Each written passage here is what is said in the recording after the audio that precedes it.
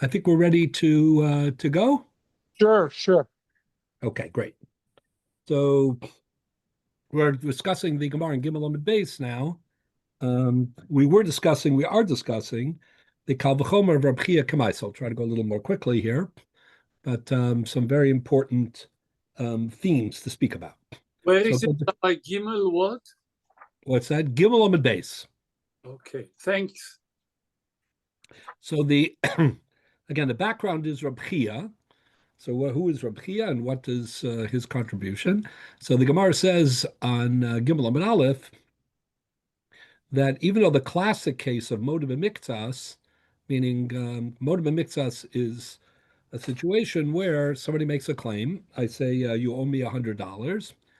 And Ruvain says to Shimon, you owe me $100. And Shimon responds by saying, um, I don't owe you that amount, but I owe you part of that, my partial obligation. Let's say 50 or 30 or 7. Doesn't make it. The amount doesn't matter. It could be 10. He says, I owe you part, but I don't owe the whole amount. So the halacha is that is called modeh b'miktzas. Yeah. He admits partially. And that's one of the three shvuos doraisa or shvuos hadayanim doraisa. That in the context of a din Torah, that the courts can make you swear a biblical oath. That's one of the three, modeh b'miktzas. So Rabbi Chia came along, and he expanded this concept. What do I mean by that? So the Gemara says on Gimel Amud Aleph that if Ruvain says to Shimon, you owe me $100, same claim, but instead of Shimon responding, I do owe you part of the claim, but not all of it, let's say Shimon responded and he said, I don't owe you anything. So that's called Kofar HaKol. Kofar HaKol, denying the whole thing, would, if that's where it ended, would not be obligated to Shvua Daraisa. It might trigger what we call the Shvua Seses, which is a rabbinic oath, but we'll get to that in a few weeks. So that would be the end of the story. But it's not the end of the story because there are Adim, there are witnesses. The witnesses do not confirm the total claim that Reuven made, the $100. But let's say the witnesses say, we don't know about the 100, but we do know at least about 50 or 30 or 70, it doesn't matter. In other words, there's a partial obligation because there's a partial confirmation, not by the defendant, who's Modeh, but by the Adim, who are objective, detached observers, right? But they are the ones who establish that that there really is a chiyuv. And if there's a chiyuv b'miktzas, so then that has the equivalent status of modeh b'miktzas, and there's the spillover impact of that. Of course, whatever they testify about, they, will determine a victory. In other words, if the Adam say he owes $30, you have to pay $30. But the chiddush here is that on the other 70 that remain disputed, there would be a shvua daraisa. Just like in a case of modeh b'miktzas, when he admits 30 and he denies 70, he has to take a shvua on the 70 after paying the 30 because of modeh b'miktzas. So too, according to Rabbi Chia, if there's edus b'miktzas, edus b'chiyuv b'miktzas, after paying the miktzas, there's a chiyuv shvua daraisa on the rest. That's Rabbi Chia's chiddush. The Gemara says later on in Hamid Aleph, but we've seen it. We've been jumping around between, Beis Hamid Aleph and Zayin Hamid Beis. But the Gemara says later on Hamid Aleph that the father of Avua de Rabbi Apturiki disagrees with Rabbi Chia. He thinks not true. And modeh b'miktzas is a very specific case. It requires a hodah, an admission. The fact that the Adim attest to partial obligation, that alone, doesn't engender a chiyuv shvua daraisa. Therefore, he disagrees. But most of the Rishonim, including the Rambam, paskin like Reb Chia. The Rambam attributes this psak to the Gaonim, but he goes along with them. He's a little bit reticent about it, but he definitely decides with Reb Chia. And that's a din of Reb Chia. So what is a din of Reb Chia based on? So the Gemara says it's based on a Kal V'chomer, and that's what the Gemara here on Gimel Amud Beis says. The Gemara says, Aval Hada Sedim, if you have the Gemara open, this is I do. 5 lines down from the top of the page. Gimel base, 5 lines down. Everybody have that? Adas Eidim, you mean? Yeah. The Leka Lememar Hachi Emalo, Kamash Malan. Kamash Malan Kalvachomer. So the Gemara says there's a Kalvachomer, which is the basis of Rabbi Chia's halacha. What's the base? What is the Kalvachomer? My Kalvachomer, Ma Lepiv She'in Mechayvo Mamon, Mechayvo Shvua, Edim Shemechayvin Oso Mamon, Enodin Shemechayvin Oso Shvua. So this Kalvachomer, basic, the idea behind the Kalvachomer is simple. The question is whether or not the evidence supports it. What's the idea behind the Kalvachomer? That anything that hoda'as baldin, anything that admission, a personal admission, can accomplish, edus can accomplish even more convincingly. Because as we've discussed many times, edus, testimony, witnesses are the gold standard of truth. They are the ones, if they say something, we just automatically believe it. We treat it not as a very likely truth, but as an absolute truth. That doesn't mean that sometimes people don't lie, and it doesn't mean sometimes they don't make a mistake. But until we know they're lying or making a mistake, the halacha's perspective is that edus is the equivalent of establishing a fact. So what the Gemara says is, if hodas baldin, if a personal admission on partial obligation can trigger a shvu on the rest, then certainly something more compelling, more reliable than personal admission, namely the objective, detached testimony of two witnesses, that certainly will have the spillover effect of creating a shua. That is the Kal V'chomer of Reb Chia.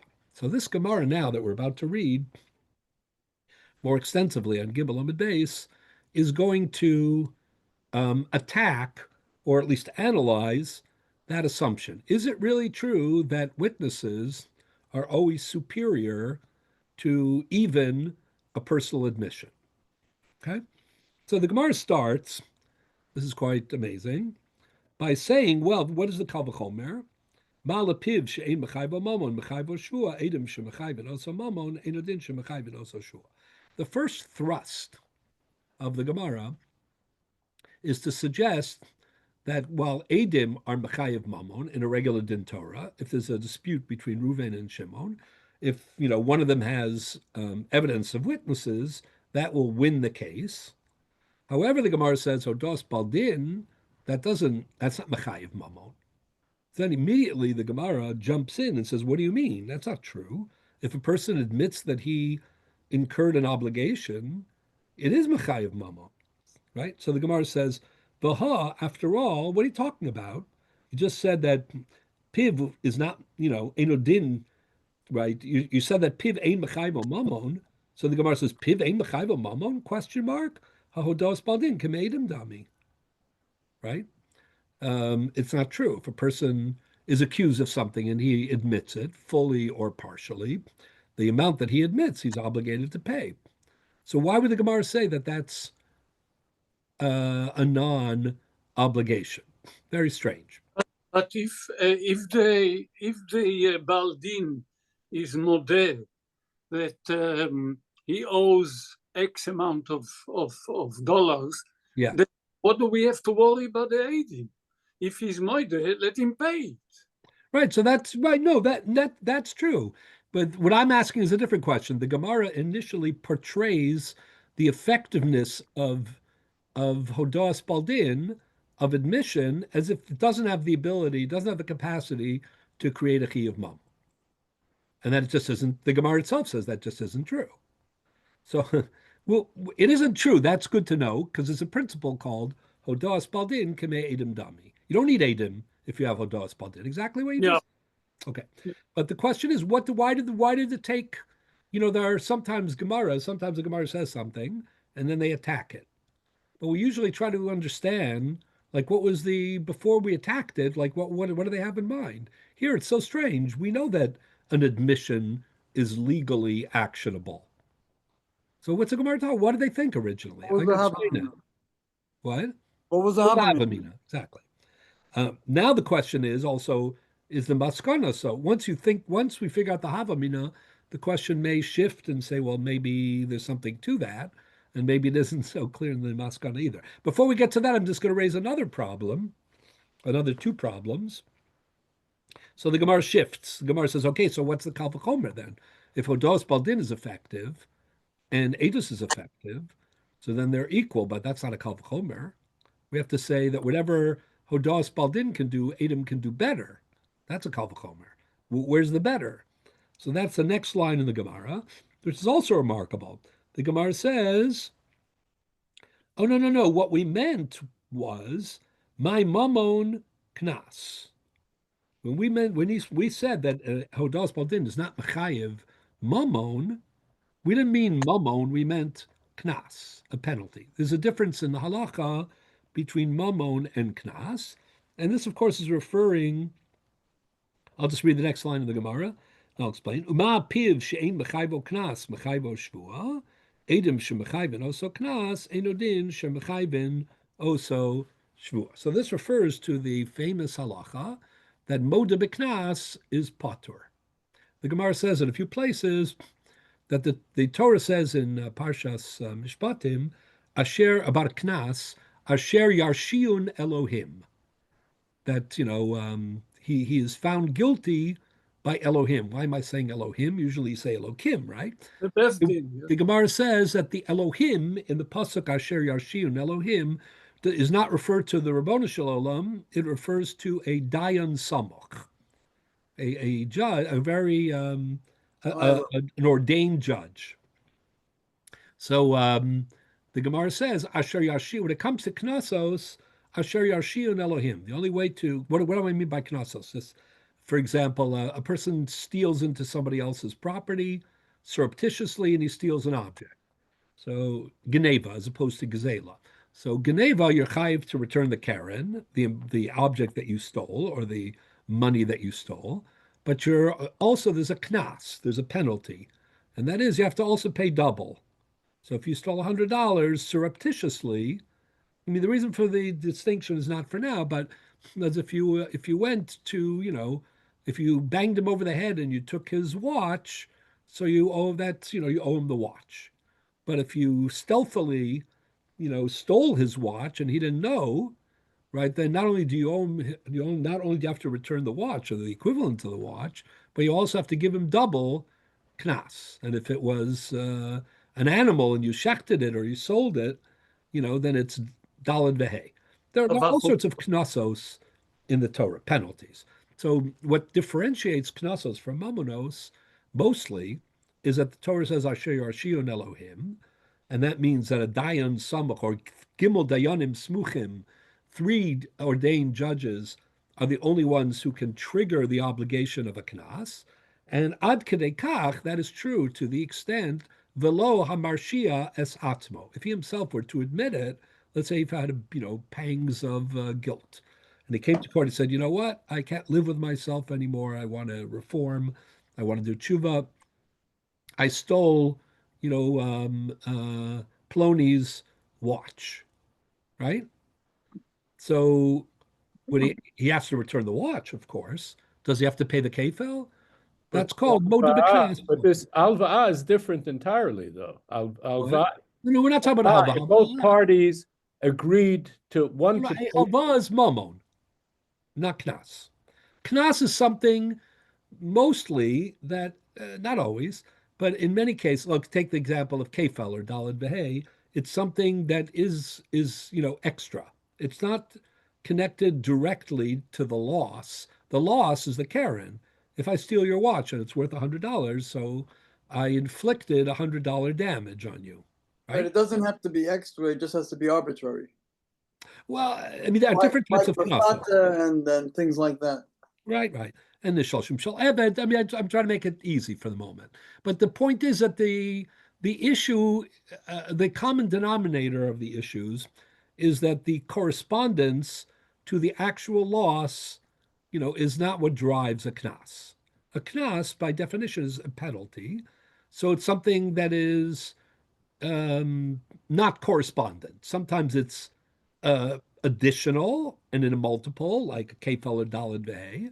Sometimes it's just, as you say, an arbitrary or maybe a logical amount. But one which is not correspondent to the actual, like shloshim shel eved, ones, methata, The also Gemara trying chatzi to, nezek you have as well. That's a fraction, not a multiple. Gemara trying to say that this is the only case where Adam is stronger than Well, at least it's a case, but there's a problem with this.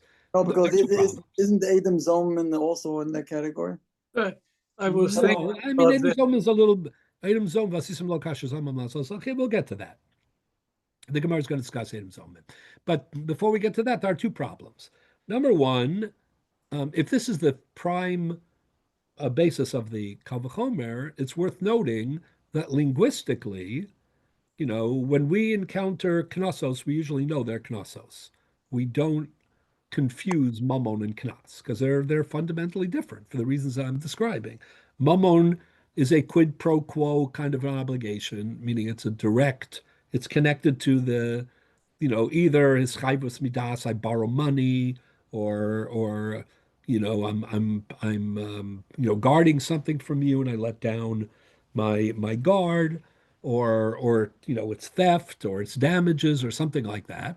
And knas is kishmo kenu. The word knas, of course, means penalty, and it has different dinim. So, if the Gemara used the expression mammon, and the idea that it means knossos is a little strange. It implies, and this is a very big question about knossos, that maybe the gap between mammon and knas is smaller than you might think. Okay, that's point number one. But the bigger point is as follows: is the purpose of this Gemara is to show what? The supremacy of Edus over Hodah. That's what the Kal V'chomer is supposed to show. Namely, if Hodah Spaldin can trigger a Chi of Shvua on the rest, al Hashar, then a Chi of Mammon al Yidei Edim certainly should be able to, because Mammon are more powerful. I'm sorry, Edim are more powerful than Hodah. Is the problem in Moda B'Knas Patur, which the Gemara is using to support this Kal V'chomer, is that a problem that we don't believe the Hodah? Or is it some other problem? Well, it doesn't really matter because the Kal V'chomer has to be one way. As long as Well, there's it matters a lot if the point of the Kal V'chomer is to show the superiority, epistemological superiority, by which I mean, meaning that this is more reliable and we believe it has greater credibility. Edom have more credibility than Piv, than Hodah Spaldin, and therefore the partial obligation of Edus is not going to be less effective than the partial obligation of Hodah Spaldin. That's the argument. If that's really the argument, right, then it's important to know, then there can't be a fluke or some side reason. It's got to be that the reason for the inferiority of Hodah's Piv, right, and the superiority in this case of Eidos has to do with credibility. not the Now, Gemara. wait a second. So let me ask you this. Is the problem of Moda B'Knas Patur, Asher Yarshion Elohim V'lo Amarshia Es Atzmo, is that a problem that we don't believe him? Or is that a special Gzeres HaKasuv, or maybe an explainable Gzeres HaKasuv? I'll tell you why in a minute, which is that Moda B'Knas is poter, it exempts you, not because we don't believe it, but because whatever it is, you I'm not can't. sure that helps in the Kal V'chomer because the Gemara seems to. Well, let's forget. Let's many leave the Kal Gemaras V'chomer aside that for the it's moment. something We'll get on the back to the other Kal V'chomer in a minute. But I'm just asking. Let me ask the question per se, and then I'll try to convince you that it's a relevant question. Is Moda B'Knas Patur based on the inadequacy or the unreliability of the Hoda'ah, or something else? So I'll There's tell you what it is. There's a major debate in the Gemara.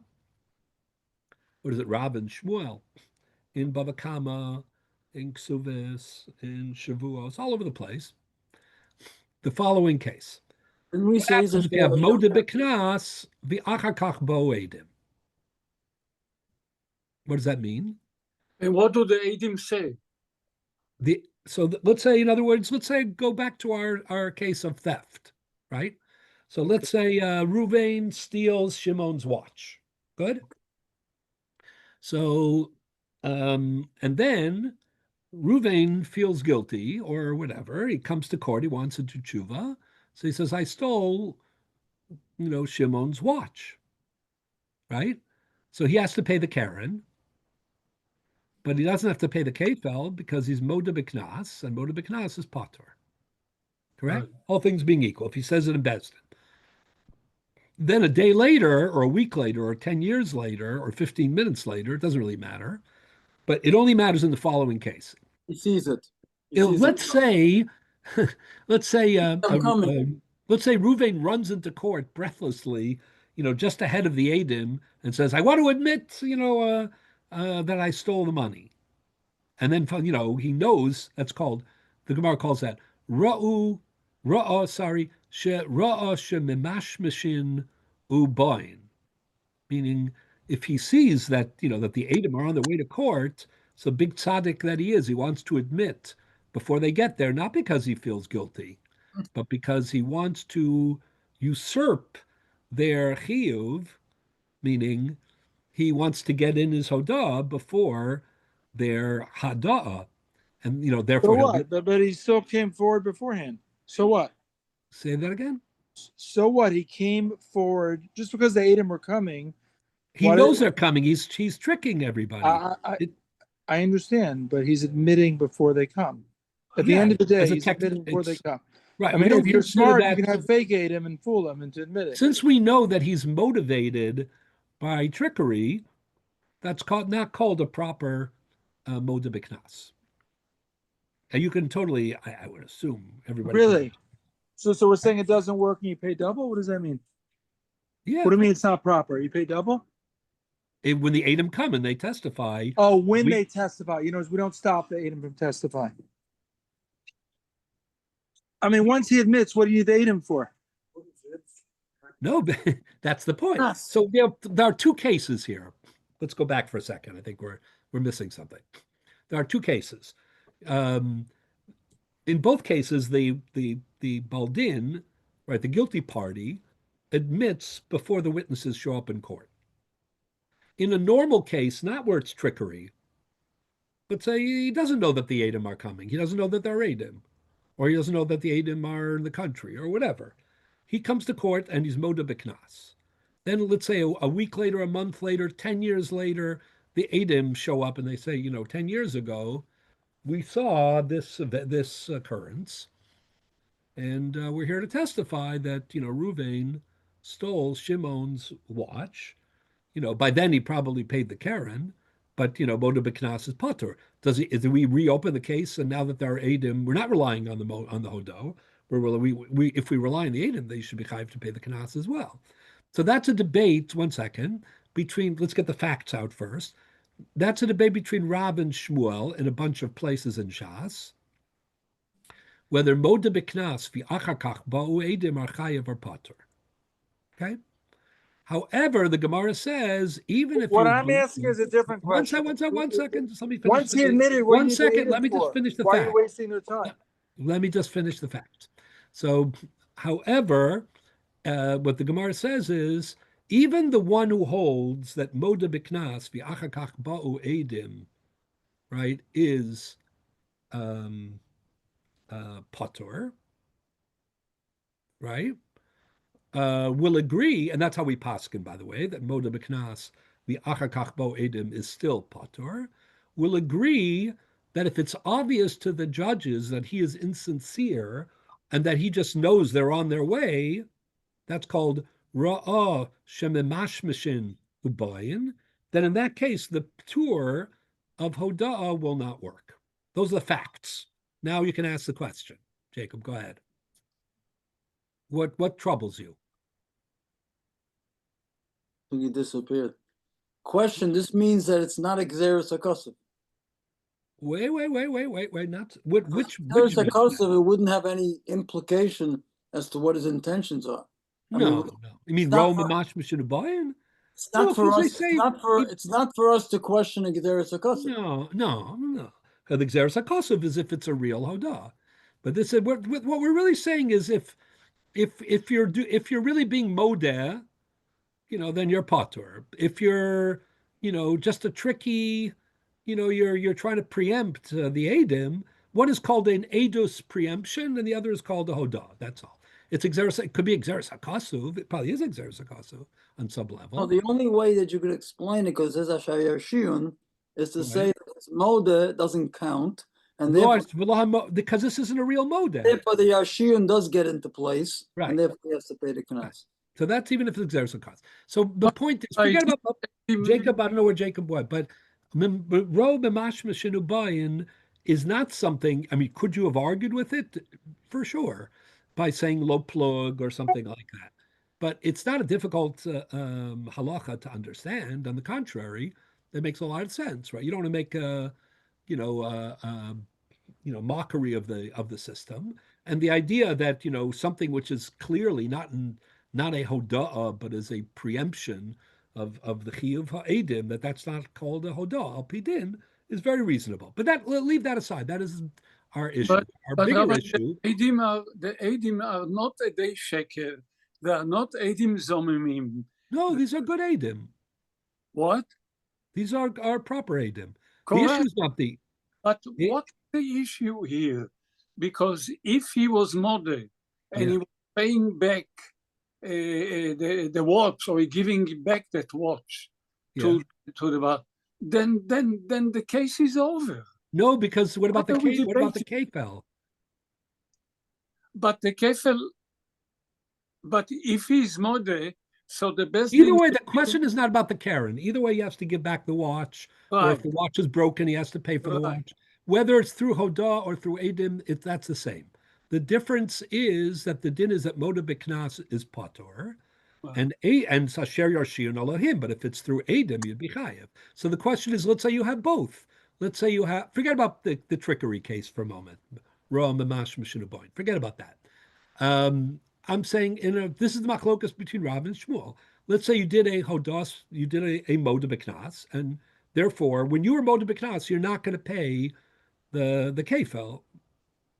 But now there's independent of you, there's edim. 10 years later or 5 minutes later, it doesn't matter, without trickery though. So that's a debate between Rav and Shmuel. Now, if you paskined that moda b'knas v'achar kach bo edim is always chayiv, then you could make the claim that the reason that moda b'knas is patur is because it's inadequate. Meaning, we don't really trust vis-a-vis the knas. Maybe he's a masochist, or it's a kind of self-incrimination, or whatever it is, and therefore we don't trust it. But once there's edim, we trust the edim. So why would you? If the only reason that moda b'knas was patur because the hoda'ah is inadequate to be b'chayev him, it's not inadequate when it's followed by real edim. Should be looked at the other way around. However, one second. However, if the idea is that moda b'knas is not just inadequate, is not inadequate at all, actually, but the problem with moda b'knas is either exeris hakasuv or maybe a logic, maybe asher yarshiyan aleim. For a knas, it has to be created by the edim and the bezdin. When he's moda, he usurps that. He already admitted it. So the case, the established case, meaning the Karen part, is already taken care of by the Hodah. He's not integrating the Chiyuv Karen with the Chiyuv Kefel, let's say, or Knas, then it's not Asher Yarshion Elohim. He usurped it. That's another way to look at it. But my bigger point is this. Our Gemara, now get back to Andy's question from before, which is, our Gemara is trying to explain a Kal V'chomer. They're trying to show that Eidos is superior to Piv, right, in order to prove Reb Chia's din. Reb Chia's din is that if Moda b'miktzas through Hodas Baldin is powerful enough to create a shvua on the rest, then Eidos, which is even more powerful than Hodas Piv, right, is surely able to trigger a Chi of shvua on the rest. Meaning, whatever Piv can do, Eidos can do better. So now the Gemara is saying, how do we know that? From Knas. Because Hodah cannot trigger a Knas, but Eidos can. And that's demonstrates that Edus is superior to Hodah, and if it's superior there, it's superior here. However, what I'm trying to point out is that if you hold like Rav, that Moda Beknas v'achakach ba'u Edim is still Patur, so then the problem of Moda Beknas is not Hoda'ah's inferiority, right? It's that there's a whole different reason for it. Namely, it could be epistemologically, in terms of like its credibility, our reliance upon the facts of it is just as good as Eidos. But for some reason, not the inability to be Mechayev Knas, but the ability to be Poter Knas, or to, disrupt the process of Asher Yarshion Elohim, that's the only way to create a Knas. That's the din of Moda B'Knas Patur. So how can Moda B'Knas Patur, which is not about the inadequacy of Hoda'ah, but rather about some other property of Hodah, actually maybe even one that reflects its power. Like once there's Hodah, like the Edom don't have a role to play anymore. A little like what the Chazan was asking a minute ago, like, what do you need the Edom? You have the Hodah. Except that when I answered you, my answer was correct, which is we care about it because of the Knas part. But the answer to that may be, well, you can't get the Knas part totally separate from the Mammon part. Meaning you can't separate, once you have a Chi of Mammon, right, then you can't have a separate Chi of Knas. The Chi of Knas has to come together with the Chi of Mammon. So in a way, it's the, if you look at it that way, Moda B'Knas, because it's so effective, right, ends up ruining Asher Yarshion Elohim for the Knas. So instead of being a testament to its to Piv's inferiority, it either attests to its superiority, right, or some other trait that that Hodah has that eliminates this possibility. Reasonable or even correct to make an assumption, sort of in the reverse, that the reason for Moda B'Knas to be putter is to encourage people to take the load off the judicial system and to encourage people to come forward and admit, and consequently, that would be why I think it's Rav who holds that it's putter, even if the Edom come later on, Right. because he's a That is an explanation that some accept. But either way, that doesn't speak to the inferiority of Hodah relative to Eidos, right? Yeah, no, It's just I'm it's going back to the right. previous question of what, the whole issue of whether it's Moda and Edom come, what happens. So we looked at it from the negativity. We looked at it from the standpoint of saying, this is going to prove that if you don't admit, how you deal with it. The question is if it's What I'm trying to show is one way or another, there is a cause your formulation is good for that too, is that the din of Moda B'Knas Patur is not because Hodah is insufficient or inadequate. It's because either we want to encourage it, which is what you're saying, or it has the property of it's so effective that it makes the subsequent Haggadas Edus, it takes the teeth out of it because the Hodah already did most of the heavy lifting. So, but either way, that's not a measure of its. Do we have an understanding of the reason for the Knas of Kefil? Does it relate to the question you were asking? Well, this isn't only by K. It's not going to help you because this is a broader idea. It's not only Kefel, it's also Shloshim Shaleved and Ones and Mafata and so on and so on. There is a Ravid discussion, famous view of the Ravid in Bava Kama, where the Ravid implies that maybe there's an exception where we have like half of the din of Moda B'Knas, and that's Palganiska Knasa. If you have a short tam, that's that damages. So there's a debate in the only pays Chatzi Nezek, when he's a tam. So there's a debate in the Gemara whether Palganiska Mamona or Palganiska Knasa. So the Ravid has a very famous shita. Or whether it's half of the payment. Either way, it's kind of strange because either way, it's only half the amount. But there's a very fascinating Ravid where he seems to say that the din of moda b'knas v'achakach ba'u edim does not apply to palganizka, potor does not apply to palganizka knasa. But it also seems like the Ravid holds that before the edim come, you can't be mechayev on the basis of hoda'ah, even in palganizka, meaning the Ravid is saying there are two dinim in modem potter. One is the inadequacy of moda, and the other is its disruption of the edim. So even if the second din doesn't apply in the case of tam, the first din does. But I'll give you another example where this really comes to the fore. And this is where the ksos, if you have, maybe we'll just look at it now, so we'll save time later. Look on the Marmakomos on page. I have it on page 3. So Sachoshen Simin Aleph Sifkatan Vav. Everybody have that? Okay, yes. Towards the top of the page, there are two Ksosachoshen's, but they like 3 lines into the text. You see, it says Ksosachoshen Simin Aleph Sifkatan Vav. Page 3? Page Yes. 3 of the new Marmakomos. Yes. So this is a very fascinating question. What's the question? So let me give you a little background. In order to trigger a chiyuv knas, mostly, right, you would need what we call a bezin samuch. You don't have a bezin samuch in our time, right? So what about this? What's the story of moda b'knas, in our era? Okay.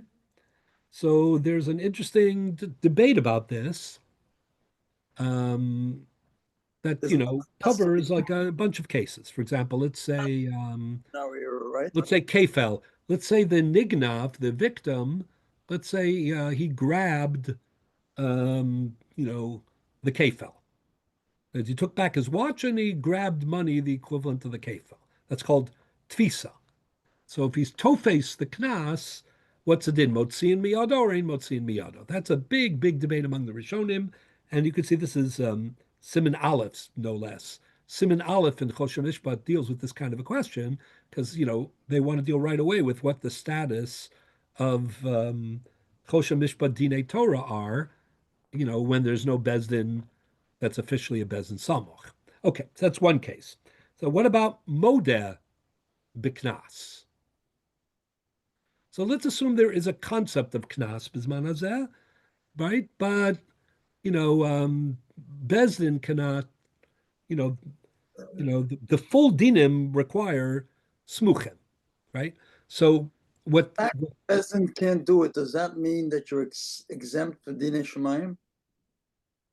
Whether there's a chiyuv knas dinei shemayim, otherwise, that would be one reason why a person would maybe want to pay the knas anyway. Right. Okay. Right. There is part of the question is, okay. I don't want to avoid this a little bit, but the big question in Knossos really is, and I don't want to go into so much detail, but just generally, is to what extent the Knas is triggered or generated by the action, let's say the theft, right? You stole the object, you stole the watch. So the kefel, is an automatic consequence of that. The only thing is, there might be ways to exempt yourself from it. Moda b'knas patur. That's one way to look at it. The other way to look at it, the way the Ravid looks at it and others, is they really understand asher yarshion Elohim v'lo amar shias atzmo. What they understand by that is the action doesn't trigger the knas. Bezdin triggers the knas. And therefore the role of Bezdin in Knossos is unmatched. Normally, Bezdin is not mechayev mamon. Bezdin presides over a din Torah. If I borrow money from my neighbor and we go to court and we squabble about it, and the dayanim find in his favor, right? I don't pay because Bezdin made me pay. I pay because Bezdin determined that the halacha makes me pay, that my actions make me pay. But when it comes to knossos, according to some Rishonim, that's what it means. Asher yarshiun Elohim. Because it's supererogatory, it's beyond the regular amount, right? So, so it's really a Besdin imposed obligation. I'll give you another example. I mean, there are many examples, but the Gemara has a famous comment in Bava Kama, Samachem with Aleph. The Gemara says, what happens if you steal an object and let's say the price of that object fluctuates? It goes up or down, right? Yukra vizula. So the Gemara says an amazing thing. It says, Rav, this is a statement of Rav, right? Karen ke'ein shaganav, right? There's some years ago we learned Baruba. Karen ke'ein shaganav, Eifel v'dalad v'hei kishas amada b'din. Meaning, if the value of the object fluctuates, you pay the, normally, let's say kefel is just double the Karen, right? But if there's a fluctuation in the price, so you will pay, you'll evaluate the Karen ke'en shaganav according to its value at the time when it was stolen, right? But you'll pay the kefel, right, according to the value at the time of the psak of Bezin. Now, why would that be? So the Gemara says a limud for it. Achia lekeren ke'en shaganav, chayim shnayim yishalim. They have a drasha. But the way the Rabbi understands it is not exeris hakasuv. It's a svara, meaning because knossos are really created by reality at the time of Bezin. Yeah, but the other view, so I'll give you another example. This is a very fascinating another Ravid. The Rambam Paskins, there are all sorts of cases in the Gemara that are not abaya de lo ifshita, where the Gemara itself doesn't come to a conclusion. So, what do you do in those cases? So the Rambam in Hilchos Geneva, Perik Beis, Halacha Yud Beis, the Rambam says about some of these Baya de lo Ifshita cases that, you should be machmir misafek. Like you have a safek chiyuv kefel. Then, so the Ravid says, no, that's totally ridiculous. If you have a safek chiyuv knas, then there's vaday no chiyuv knas. Why? Because he says a knas is a chiyuv bezdin, and therefore there's also an assumption. Bedin pasuk. It's only if bezdin says vaday that you're obligated. If bezdin doesn't know, there's no obligation. Meaning the Ravid was of the opinion that knossos are engendered not by the action that triggers them, like the geneva or the ones or the pitui, but by the trial and the conclusion of bezdin. And the Rambam probably didn't think that, probably thought that even though there are conditions that govern whether or not you collect knossos, asher yashin Elohim v'lo marshias atzmo, moda b'knas is patur, even moda b'knas v'achakach bo edim is patur, but nonetheless, they're triggered by the action itself. Okay, so let me ask you the following. The same way, is that the same way of saying the knas is the chiddush or not? Yes, well, I mean, either way, knas is a chiddush because it's a chiddush. You're already paying for the object. If you're paying double, that's a chiddush. But it's even a bigger chiddush if you take the Ravid view, which is that it's something that is created by Bezdin. It doesn't even follow naturally from the event or the action itself. Then it's even a bigger chiddush, right? It's like a new creation in a way. So yes, it's more of a chiddush if you take that point of view. So this is the question. What happens bisman hazeh? Let's say, according to those who think that there is a knas bisman hazeh, it's just a question of collection, right? So the din, so what the Rishonim say is, the din of moda b'knas is only in a real bezdin smuchin. If you go to if there's no bezdin smuchin anymore, the din of moda b'knas v'achakach bo edim patur will not apply. But what they do debate is the following. Let's say there was no achakach bo'edim. Let's say they went to court, right? The guy goes to court. He said, "I have my conscience is troubling me. I can't sleep at night. I have to admit I stole his watch." Right? So if this would be in a real court with dayanim smuchim, then he would be potter min haknas, even if Edom were to come later. However, he did this, he's modeh in a court where there's no smuchim. So he doesn't get the ptur. Now the question is, but is there a chiyuv? He, after all, admits that he is obligated the knas. So you might get an ironic. If we hold that the Bezdin is the one that determines the Right, Knas, then there's nothing to talk about. I'm saying according to the other view. So this is a major debate between the Ravid and the Ramban and the third parak of Ksubis, and this is what the Ksos is discussing in this Siman Aleph Sifkat and Vav. But the Ksos tries to connect it to our Gemara for the same reason that I did. I'm going to tell you what he says first, and then I'll read it inside. What the Ksos says is, listen, the Gemara is bringing Knossos, right, to...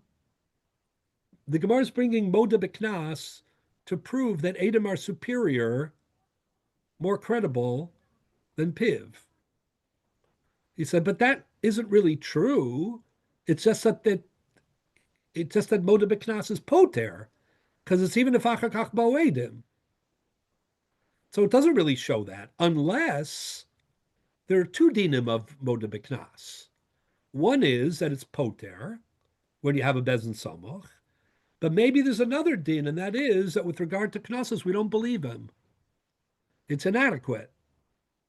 And therefore, if you came to a modern Bezdin where there's no Samach, so you don't have the Poter part, you still wouldn't charge him, because that's why the Gemara says it's inferior to Edom. It can't be Mechayev. Not just that it's Poter. Meaning the Ksos is saying this is a case, this is kind of an ingenious case where you can separate two different aspects of Hodah.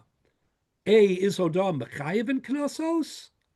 B, is it Poter? Is the reason that it's not Mechayev because it's Poter? But what if it wasn't Poter? Would it still not be Mechayev? If that's the case, then the Gemara's Kal V'chomer is good, because the Gemara isn't proving from the fact that Moda B'Knas is Poter. The Gemara is proving from the fact that Moda B'Knas, even if it wasn't Poter, would not have the ability to be Mechayev just on the basis of the epistemology, the credibility, the veracity itself. Okay, why do I say that? So look at the Ksos for a minute. The Ksos says, he's discussing this question. In a modern court, if you were to be Moda B'Knas and you were to assume that Knossos exists without the Bezdin, would you end up getting a funny situation where there's a chiyuv because you're Moda, or is it still not? Even though there's no Poter, there's no chiyuv either. So he says, Ayin Parakamad above Mitzia. He quotes our Gemara, the Yolef Hadas Edom L'chiyuv Shvua Kal V'chomer Mipiv, where the Gemara proves that the supremacy, the superiority of Edus over that of Piv, with respect to Reb Chia and Reb Chia's din, Ma Piv Sheina Mechayiv Knas Mechayiv or Shvua, Edom Shemechayiv Oso Knas, Edom Din Shemechayiv Oso Shvua. That's our Gemara. Now the Ksos talks. The nema de pivnami mechayvo knas. Then if you're going to argue that the only reason that knas is not chayiv al yidei hodah is not because hodah is inadequate, but because hodah exempts him, it's poter, right? But otherwise, it would have the ability to be mechayiv. Ela de kashamoda bebezin mumchin miptar mishum moda beknas. So then this isn't proof that Piv is inferior to Edom.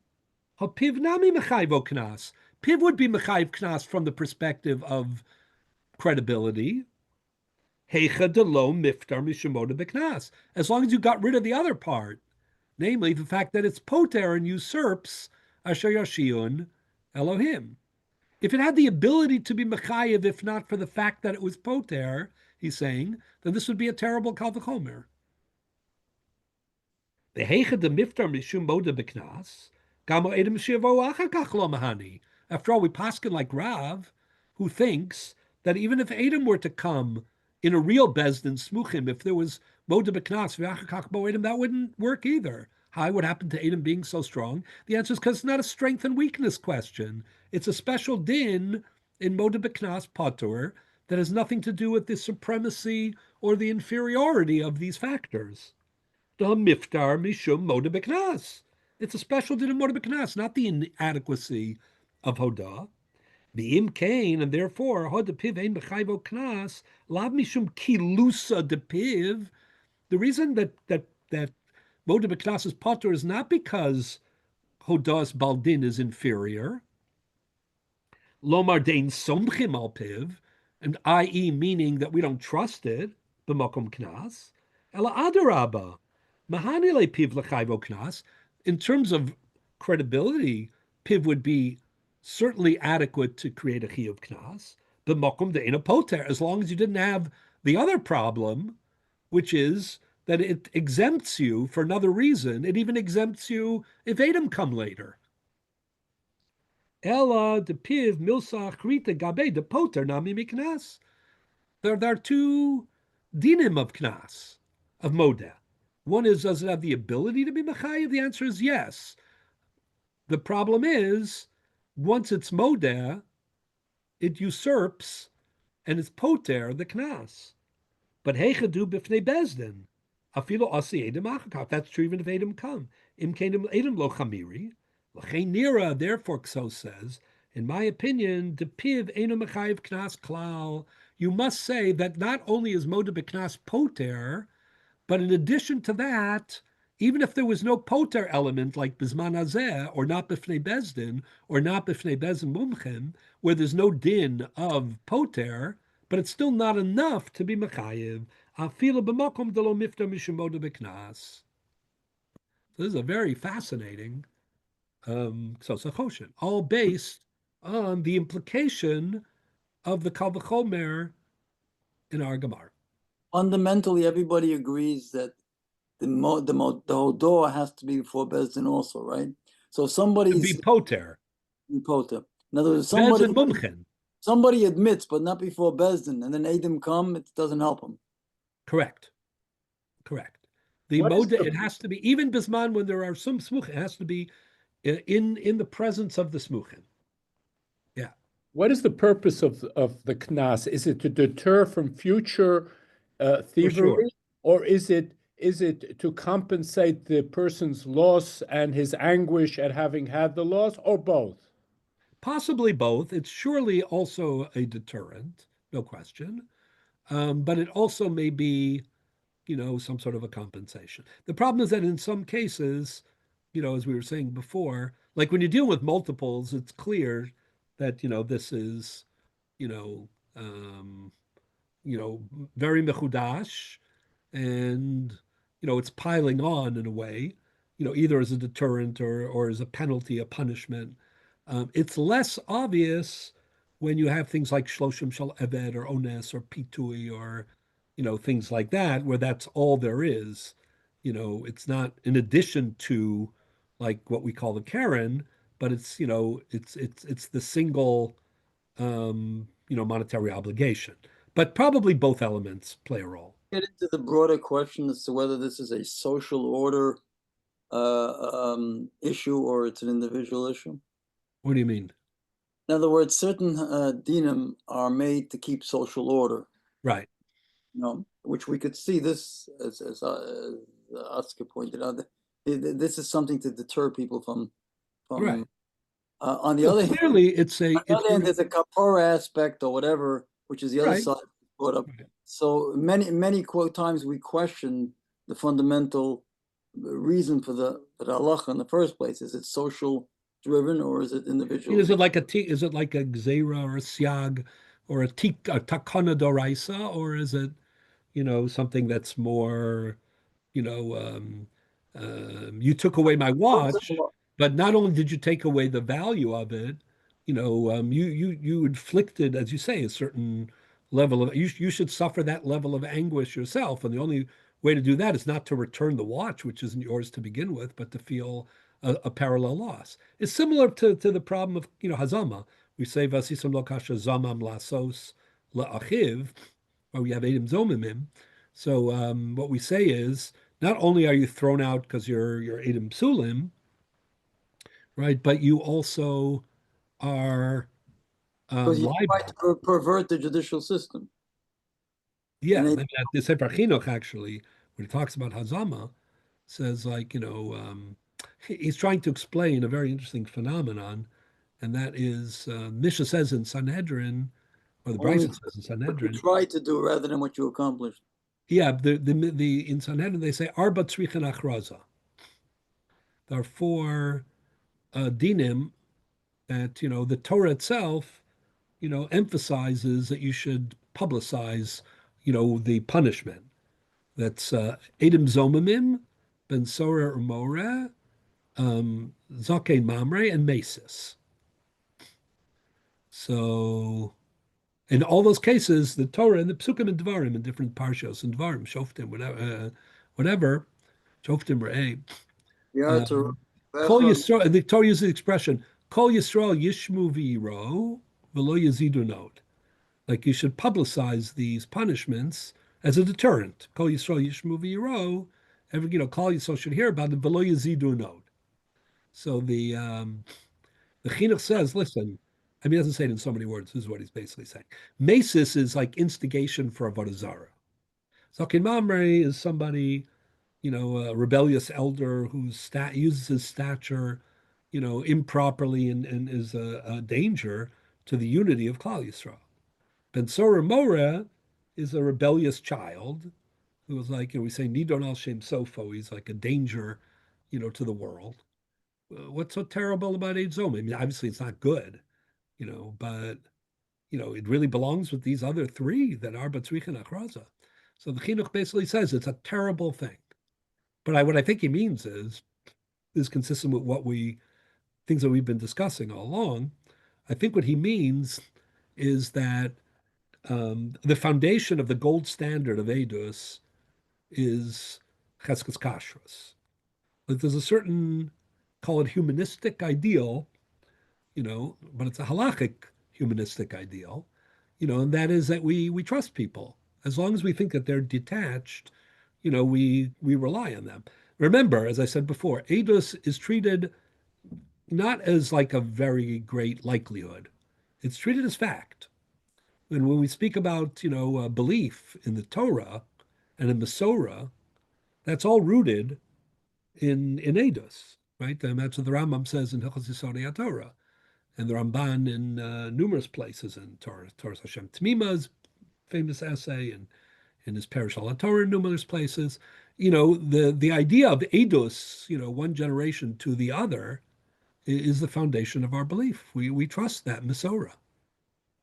So I think what the Sefer Chinuch is saying is Edom Zomimim are like despicable because they're Simon you said they weren't even in town. They're so brazen. They want to take advantage of the trust that the system invests in them, right? And they're so cynical that they exploit that. That's a terrible thing. That's like an attack on the whole system of Jewish law and Jewish jurisprudence. Anyways, so it's not enough that we disqualify them. We want them, right, to understand and to experience, the same kind of pain that they inflicted, and they deserve that. That's a kind of a knas for sure, because it's still supererogatory. At the end of the day, we also say the ultimate knas. Kashazaman below kasharasar, right? They didn't do anything actually. It's the ultimate knas. So that's what the Ramban explains. The Ramban says about the Arba Tzrich and Lachraza. He says one of the reasons you have to Ramban in Perish al Torah says one of the reasons you have to publicize these four cases is because people might not fully comprehend why we have such a severe punishment in all four cases. Why? In the case of Mesis, the instigator, in most cases he's not successful. He tried to do a terrible thing, but he failed. In the case of Zakin Mamre, he might be sincere. He if he's honestly in danger. believes what he's saying, but he's Right. In the case of Ben Sora Morer, he's a katan, and he's nidon al shem sofo. And in the case of Eid Zomim, he says it's like kasher zomam below kasher rasa. You didn't get away with it. So you might think these are too harsh, but I think what Ramban means, or if he doesn't, will say that we mean it, is that it's not the actions in these cases, it's the implications. It's the rishus hagavra. These are rishoim people, even if what they did as actions is not so catastrophic in the end of the day, but the evil, the rishus hagavra, is what defines them, and that's what triggers this very severe response. Anyways, this is the Ksos's take a little bit on this discussion of Knas. I wanted to add one other thing, and that is, I started off by saying it's strange that the Gemara, right, says, when we say Mammon, we mean Knas, right? So in our little brief discussion just now about, Knossos and how they differ from Mammon, you can see where my objections or my, let's say, my comment comes from, right? Mammon and Knossos are different. They have different properties. It's if you look in the beginning of Sanhedrin, the Mishnah in Sanhedrin, the Gemara in Sanhedrin, they talk about, hodos v'halvos, gzelos v'chavalos, Knossos. When we talk about smicha, we say, nosan lo,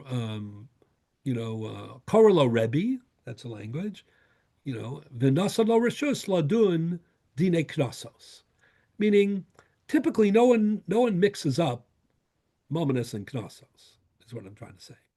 But here in this Gemara, we're saying, we're trying to show that Hodas Baldin doesn't apply to, Mammon, i.e. Knas, but only Eidos does. Strange. But I think that the reason for it is that, based on what we just discussed, which is somehow in this Kal V'chomer, for this Kal V'chomer to be effective, we have to explain that the problem in Hoda'ah isn't just that it's poter, or that it subverts the Eidos going forward, but that, like the Ksos says, there's also a certain inadequacy on a credibility level, right? That, we don't fully, on its own, and therefore, even in a case where there's no poter, we still wouldn't be mechayev a knas al yidei hoda. So what the Gemara wants to emphasize is, there's an even on the mammon side of knas, not that the part that is the knas part of knas, if you will, about which we say moda beknas poter afilu imachar kach bo edim, but even on the just, do we believe him with respect to knossos, this additional punishment? Maybe you need a higher level on the mammon part of the knas, about which, you would just want to say hodos baldin kamedim dami. We don't say that either. So what I'm trying to suggest is, based on the Ksos's analysis, or our analysis, that this would also maybe explain why the Gemara would use the phrase mammon, even though they're referring to knas here, specifically in terms of what they want to accomplish in this context. Is it possible to theorize that?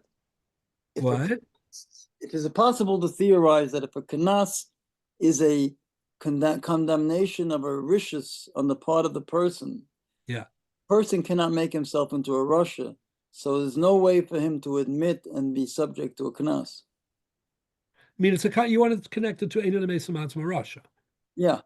In other words, if we say that it's a personal rishus that causes the knas to come in the first place, so right, but then again, it doesn't. That's fine, but it doesn't explain fully. It doesn't explain Rav's V'achakach bo edim pater, right? Well, that would be a different question, because once he's eliminated he's come ahead of the game and eliminated the ability of the Bezdin to make the thing. So Rav may hold it's over. I mean, there are two aspects. Yogi Berra said when it's over, it's over. Meaning, instead of saying, there's not enough credibility, you're saying maybe it's a din in like Einon Mesamatz Rasha. Could be. It's very similar to what we've been saying. Okay. So now let's go back. We only have a few more minutes, but at least we'll start that. let's go back to the Hodos Baldin, the first part, right? Which was that the Gemara started off by saying, "Oh, there's no Hodos Baldin, in it to be Mechayiv Mamon," and then the Gemara said, "What are you talking about? Hodos Baldin is Kamedim Dami." Okay, so I'm going to skip ahead a little in the Gemara because we don't have time to read this part and get to where I want. But then the Gemara has a pircha against the Kal V'chomer. So skip a couple of lines in the Gemara and go to this part. 1 second. We're on Daf. Malapiv, says the Gemara. Where is it, Rabbi? I'm going to find it for you. 3, 6, 7. It's the last two words. Go up from the bottom of the page, 7 lines. Up from the bottom. Up from the bottom, 7 lines. The last two words on the line are Malapiv. Yeah, I have it. Okay. I appreciate the confirmation. Okay, you got it? Everybody has it? I have. Okay, good. If somebody doesn't, then you need more simonim, let me know. So the Gemara, remember, the Gemara is going along and trying to prove that Edom are superior to Piv, and therefore if Piv creates a Shvuah, then Edom should create a Shvuah. That's the idea. But anything that's going to go in the opposite direction, that's going to prove that Piv is superior to Edom, is going to blow the whole a hole into the whole enterprise, right? So the Gemara said we have a blockbuster. First, they thought they had with Korban. That I'm skipping for now. Maybe I'll discuss that next week. But the Gemara says Ela Malapiv Shekain Eina Bahakchasha Ubahazama Tomar Be'edim Sheyeshna Bahakchasha Ubahazama. The Gemara says there's at least one aspect in which Piv is superior, apparently superior, to Eidos. And that should torpedo the whole Kal V'chomer unless you want to broaden the Kal V'chomer to include other things, which is the Gemara's next tactic. What are they saying? Let's say a person admits that he owes money to someone. Let's say Shimon goes over to Reuven and he says, I owe you $100. And let's say Edom come and they testify that it's not true. Edom come and they say, Shimon doesn't owe Reuven $100. How would they know that? However they know it. They've been following around. They never left his site. Whatever it is, somehow that's a detail. They know. So you have a contradiction between the Hodas Baldin and the Edom. He wants to be mischayev himself. He wants to claim that he is obligated on the basis of Piv, and the Edom are saying he's really innocent. He's exempt. Or he's insane. But I mean, he's I don't know. Maybe he's just very gracious. Okay. Whatever it is. Let's assume he's not insane. Let's assume that he, So what's the halach on that case? So what this Gemara seems to be saying is that the hakchasha or hazama, the equivalent, doesn't make a difference, does not derail a hodas baldin. If this would happen in Eidos, let's say two Edom would come and they testified that Reuven lent money to Shimon. Right, and then two other witnesses would come and say, it's not true. So what would happen then to the gold standard? It would be deadlocked. That's called treyu trey, hakasha. Yeah, they cancel out.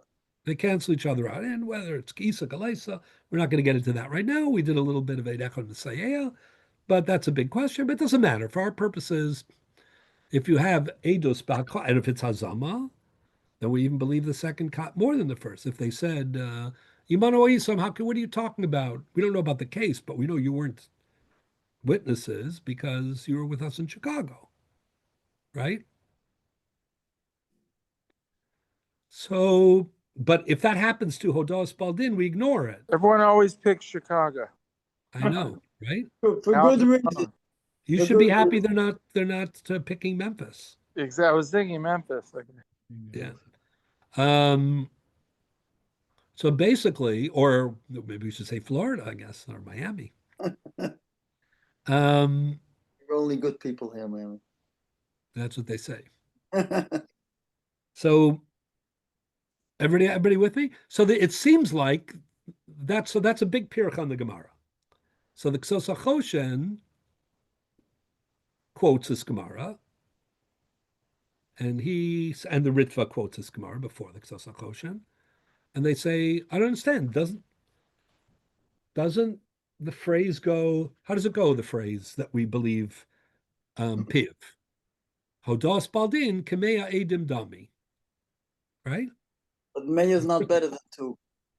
Trey is kemeya. Right. So look at the Ritva for a moment. This is on page 1. And no one brings up the question that this case, maybe because it's so unique and rare, maybe shouldn't be included as an equal to the Kal V'chomer. Well, I mean, everybody has to admit this is a very, very rare circumstance of this. right, but it's the rarity is not the issue. The question is it a good litmus test, to supremacy or inferiority? And it does seem on the surface, we'll see in a moment. I'm going to tell you the two possibilities and then we'll pick up with this next week. But it does seem, according to one perspective, like this is very relevant, even if it's very rare. Like we're not worried about this coming up. It's part of the law, and therefore it reflects a certain perspective. That's what we're saying. So look at the Ritva. The Ritva is troubled by the language. Tomar bepiv she'ena bakoshav azama, the first entry. Pirish shem hodal atzmo. Right, if he were to admit that he owes the money, he'd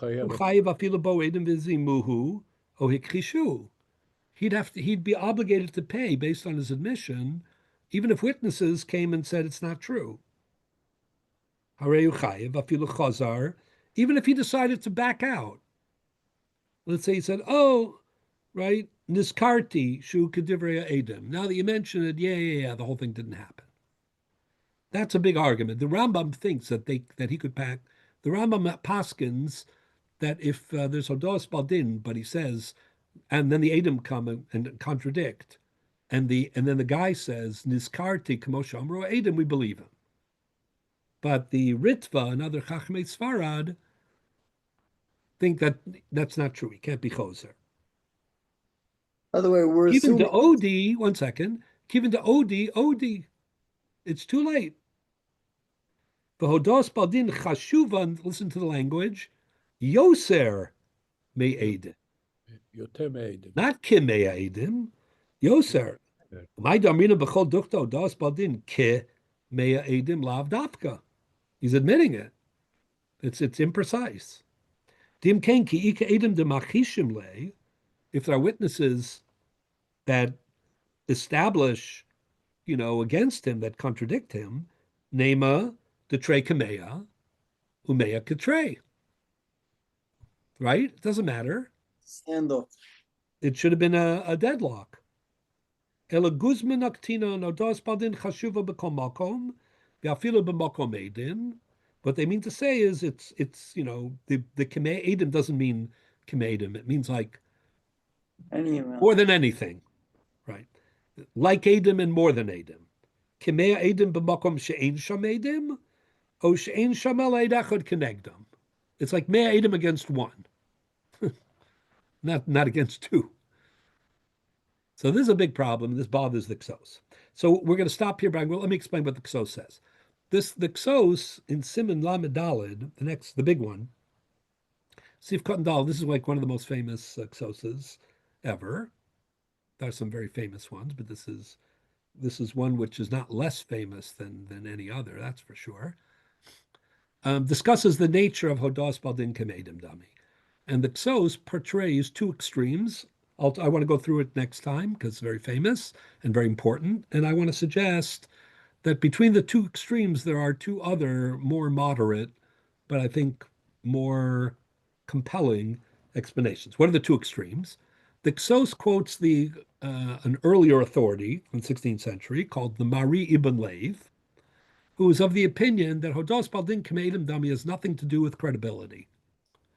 It's a disguised matana or hischayvus. If I have money, I can give it away. So let's say I want to give away my money, not by writing a check or saying, or admitting that I'm giving it away. Let's say I'm either very tsanua or whatever my motivation is.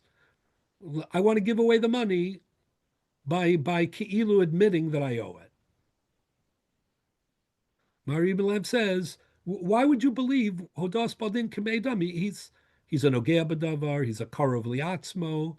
From a credibility point of view, you shouldn't believe him at all. So why do we believe him when he speaks to his own detriment? The answer is because even though he's couching it or portraying it as an admission, the real basis for the admission's legality or validity is that it is legally a gift. It's a matana or a chayvus. So he wouldn't That's be the view of Mari Belev. so he wouldn't be treated as a Russia? What? He wouldn't be treated as a Russia? What do you mean a Russia? Why is he a Russia? I mean, if somebody stole, let's say, he admits that he stole, okay, but he's No, still no, a we're not guy. talking about so. Oh, I see. Well, If he you, did a base if amount you for follow Russia. the source's reasoning, He wouldn't be able to passel himself le'edus. We wouldn't believe him for that, but to pay back the money, we'd believe him. Yeah. But also, he doesn't have to be Russia. He could just say, I borrowed money. I owe money. I'm going to give it back to you. The other guy says, well, you don't owe me money. Or the Adam say, you don't owe him money. He doesn't have to be Rishus. But if there was Rishus, he wouldn't be, Neman to say that he's passel le'edus, but he'd still be Neman to be able to pay. So that's Mari Belev. Mari Belev says there's no nemonos for Hodas Baldin. It's pure chayvus. The Kso says exactly the opposite. I'll show you the exchange next week. Kso says Hodas Baldin is kamei edim dami. It means it's real edus. How could it be edus if he's an ogea b'davar and he's a karov and he's only a single one person, not two, and he could be a gazlan who's pasal edus and still we say Hodas Baldin kamei edim dami. Says the Ksos, there's a special Xeris HaKasuv that is the basis for Hodas Baldin, Asher Yomar Kihuzeh. And that Xeris HaKasuv teaches you that the standards of Edus that we're all familiar with apply only when you're testifying about someone else. But when you're testifying about yourself, lechovah, to your own detriment, interest, we call it. then you can be an aid, even if there's only one of you, even if you're a Gazlan, even if you're a Korov Liatzmo. It's real Eidos, says the Ksos. Because it's against. How does he want to bring a proof? Listen to this. What's his proof against Mari Belev? He says the Gemara that we just read. What are the Gemaras? I'll read it next time inside. What did the Gemara just say? That Piv, the Gemara is the Pircha. The Gemara said, you're trying to prove that Eidos is superior to Piv, right? But we have a Pircha. Piv overrides Hakasha, and Eidos doesn't. What does that prove? That Piv is superior to Eidos, says the Ksos. But if the Mari Belev is right, which is that we don't really believe Hodas Baldin, Just a gift. it's just a gift. So who cares? That doesn't make it stronger than Eidos on the credibility front. You know why it's Afila B'Hakasha? Because it has nothing to do with believability. Of course, it doesn't matter whether there's Hakasha and Azam against him, because he's giving a gift. But what does that have to do with Reb Chia? What does that have to do with superiority? It's not that Piv is more superior than Eidos. It's irrelevant to that issue. It's a gift. But if, says the Ksos says, but if you think it's Eidos al atzmo lechova, then we really are having a contest between two sources of information, Piv and Eidos, and this blows a hole in the idea that Eidos is always superior to Piv. In this case, Piv is so strong as Eidos that it can override even Akasha. The only thing is, says the Ksos, and he does not quote the Ritva. He says, the only thing I'm a little troubled by, which is fine, I understand why Hodas Baldin is Eidos, even though it's only one, and even if he's a Gazlan, and even if it's a Karo. But he says, I also have trouble with why he doesn't Trey. if it's real Eidos. And Elizabeth's Arachiyun. It shows how seriously he takes this. But I want to go back to the first point, and with this I want to conclude. We started off the Gemara by noting the Gemara has originally said, Ma lepiv she'ein mechayvo mamon, tomar be'edos shemechayvo mamon. And then the Gemara said, what are you talking about, piv einu mechayvo mamon? Hodos badin kemedim dami. And we were trying to say, is there any merit to the first line in the Gemara, or is it just plain wrong and it's dealing with Knas? But according to Rabbi and Leib, actually the first line of the Gemara works out beautifully. Because Hodos Baldin Kemedim Dami isn't really an actual chiyuv mamon based on edus. It's just a hischaibus and a matana. So maybe that's what the Gemara is saying. The Gemara thought that Hodos Baldin doesn't work at all for Namanos, and that's the Kavachomer. Then the Gemara said, what are you talking about? Hodos Baldin doesn't work that way. It works like the Ksos. Meaning the Havamina and then the Maskana, the Gemara is exactly the two perspectives of the Marib and Leib and the Ksos.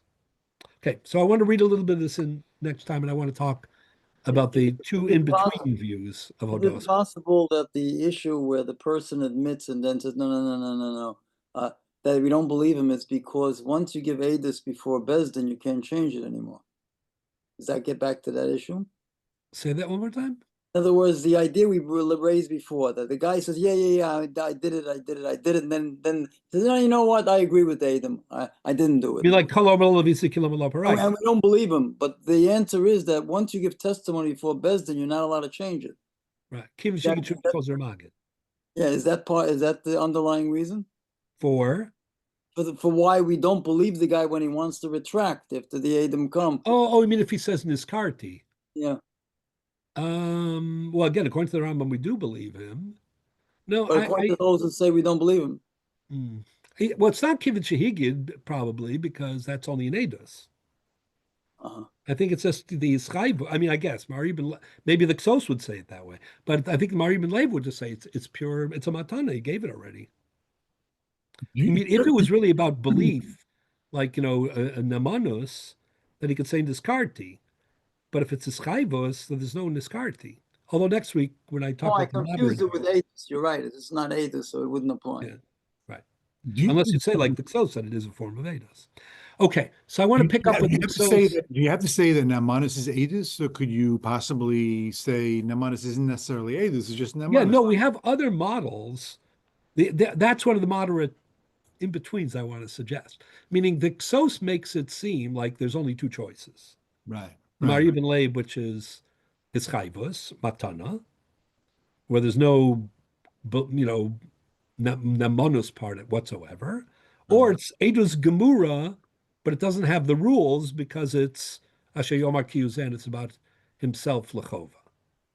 In between those two things is a lot of what you're saying is it might be a form of Namanus. It doesn't, like Adam Neman Alatz Mayoser Me'aish, something like that, without being Edus.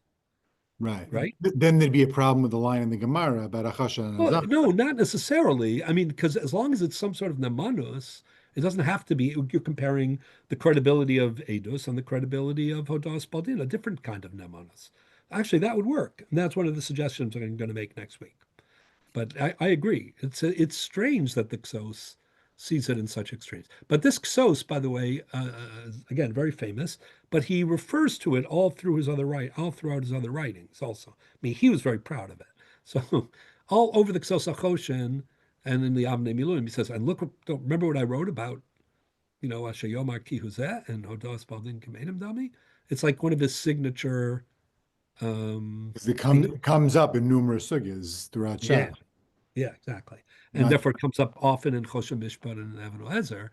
So he speaks to, this is like, the main one, but he makes a lot of, references to it because it's a very, like a leitmotif in his writings. Okay, so we'll stop here and we'll continue with this Shaklavataria and starting with the Ksos, and then I want to speak about Asham and Chakis, some of the other stuff. Okay, Shkoch, thank you so much, Rabbi. Okay. Good night. Thank you. Good night.